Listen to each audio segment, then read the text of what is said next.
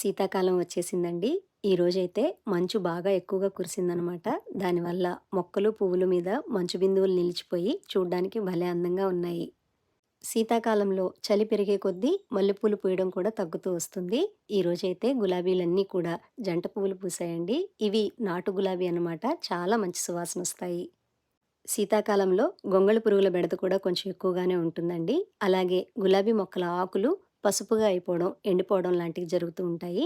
అలాంటి ఆకుల్ని ఎప్పటికప్పుడు తుంచేస్తూ ఉండటం వల్ల కొత్త చిగుర్లు వచ్చి పువ్వులు చాలా బాగా పూస్తాయి. ఇవి నాటు గులాబీల్లోనే తెలుపండి. పువ్వులైతే చాలా అందంగా ఉంటాయి. మంచి సువాసనొస్తాయి. చాలామంది ఈ శీతాకాలంలో రంగురంగులుగా కనిపిస్తున్నాయని హైబ్రిడ్ గులాబీ మొక్కల్ని ఎక్కువగా కొంటూ ఉంటారండి.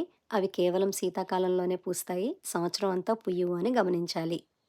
ఇలా నాటు రకం గులాబీ మొక్కల్ని కొనుక్కోవడం వల్ల మనకి సంవత్సరం అంతా పూలు పూస్తాయండి. మెయింటెనెన్స్ కూడా తక్కువగా ఉంటుంది.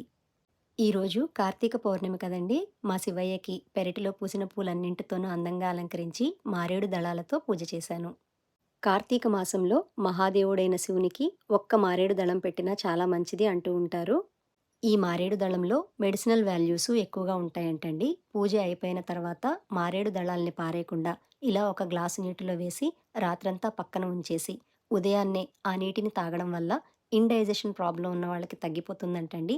డైజెషన్ చాలా బాగా జరుగుతుందంట. ఒకసారి ట్రై చేసి చూడండి.